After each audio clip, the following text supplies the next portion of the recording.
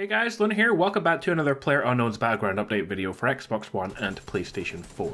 The new update, including the new map Vikendi, will go live tomorrow, and I'm going over all of the patch notes. Now, most of the patch notes are the same as the PTS update that we already had, but there are also other big changes we have been waiting for to the game being added in this update: parachute changes, ping-based matchmaking, and more. So a huge update tomorrow to go over in this video. If it's useful, a like is very much appreciated.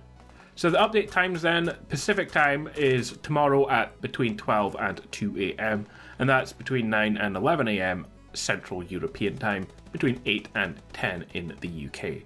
So let's start by quickly running down the things we already know, because they're just pretty much the same as what we already covered in the PTS. The new snow map Vikendi will be added. Vikendi is a 6x6 kilometer map. The gameplay of Vikendi is quicker than Renewal and Miramar, but offers an arguably more tactical experience than Sandhawk.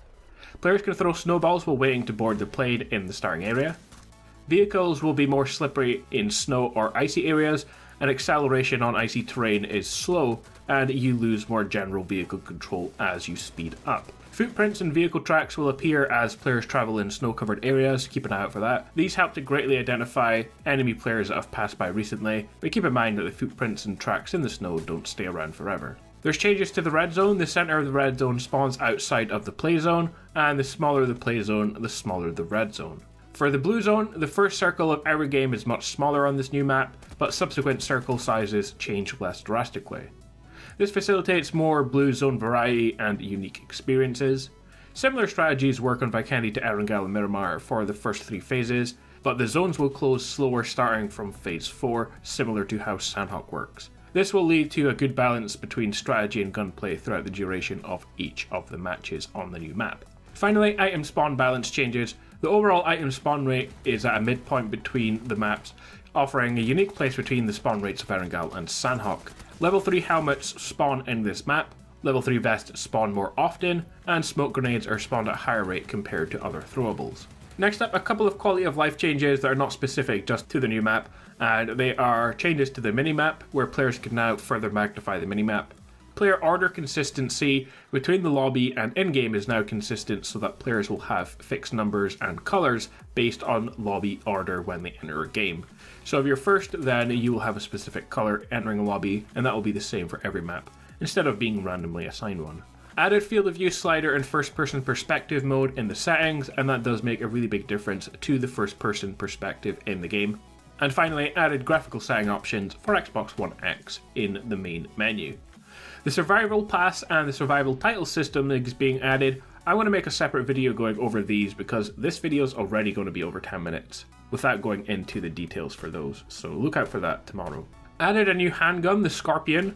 It spawns on all maps, uses single fire and full auto fire modes, uses 9mm ammo, and it can load up to 20 bullets and 40 with the extended mag. It can equip red dot sights, suppressors, vertical grip, half grip, light grip, and laser sight, stock from the micro Uzi, and extended magazine only. The G36C has also been added, but only spawns on Vikendi.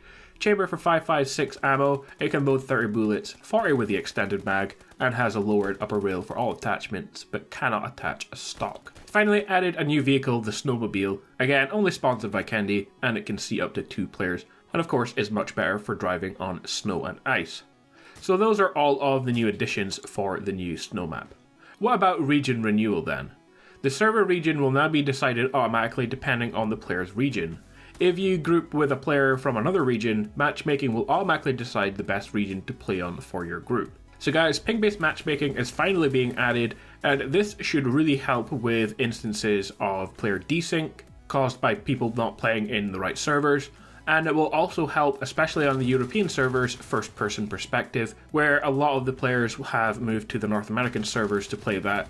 Well, everyone who wants to play that now from Europe will now only be able to play that on the European servers, so it's something we've been waiting for a long time, and hopefully this will help improve the game in your local region. Map selection has changed with the addition of Vikendi. You can now select Vikendi or select others, Erangel, Miramar, and Sandhawk to play. Quick join function puts you in the first available game regardless of map. I'm not sure why they have this new system where you can choose to play Vikendi or you can choose to play one of the other 3 maps. I still don't really know the reason why they don't have map selection for all maps, but this is the system that they're going with. They've also made a couple of other changes to the way the whole thing looks. So they've improved the map and game mode selection interface. Additional queuing information is now displayed for the selected match type. If the matchmaking pool in your region has sufficient players for healthy matchmaking, the expected wait time will be displayed for the selected match type. When the matching pool in your region doesn't have enough players for healthy matchmaking, an accurate estimated waiting time cannot be provided and the number of players currently queuing will be displayed instead. When the concurrent player count for a region is too low to start games consistently in a particular mode, those players will be redirected to the next closest region instead. A message will alert players when that is happening and to expect higher ping than local servers.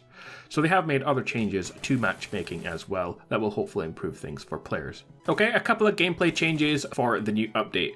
They've decreased the recoil of the P18C, added auto reload options, so when enabled you will reload weapons automatically when you try to fire while your magazine is empty. You actually have to wait for it to be empty and then press the fire button for that to work. It doesn't automatically do it once your clip is empty, so keep that in mind. And by default this is set to off, so you'll need to turn it on in the gameplay menu.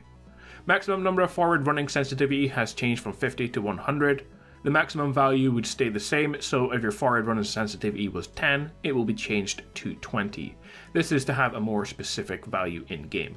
Improve the sound settings and options, and the sound settings are now separated into master volume, FX volume, user interface volume, and music volume. Next up, we have the long-awaited parachute system overhaul, and these are all of the changes. To free falling, tapping L stick now puts you into a dive at full speed straight down towards the ground. Turning speed is now much faster and has increased control responsiveness and precision. When parachuting, added new freefall animation and increased overall control and responsiveness. Tapping the L stick helps you drop faster and land quicker. Pulling L stick backwards lets you glide when you want to travel at a longer distance.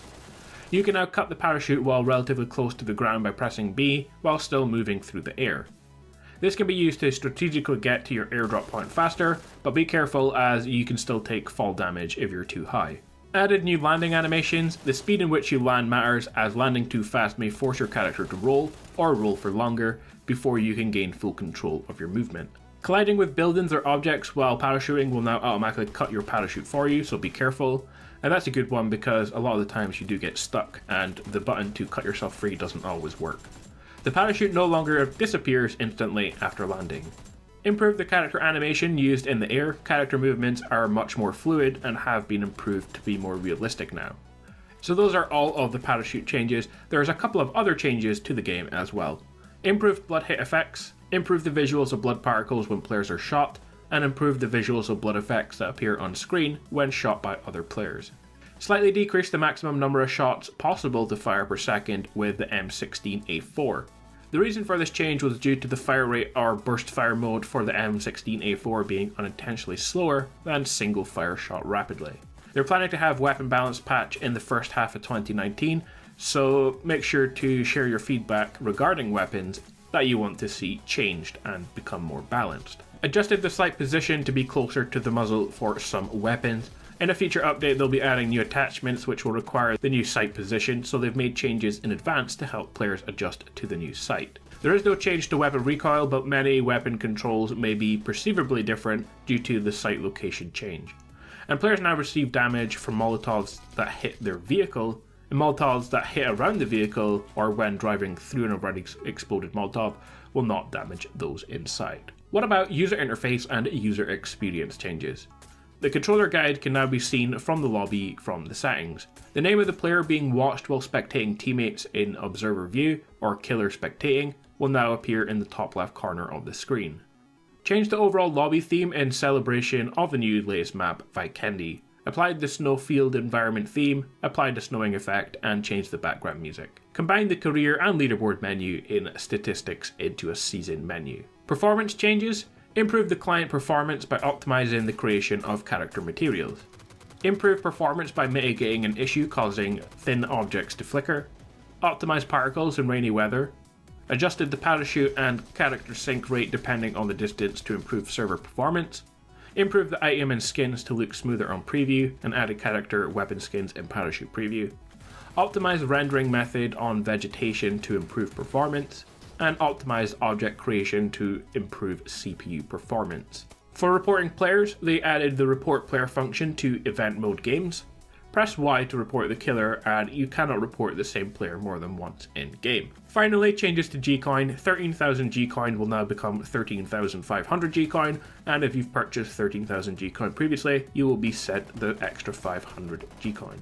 Guys, finally there are over 70 bug fixes, of which I'm not going to read them all out. You can quickly see them on the screen, but they're not really that important. They're just a bunch of general bug fixes that you'd expect in most updates. But I didn't want to go through them as this video has already been very long.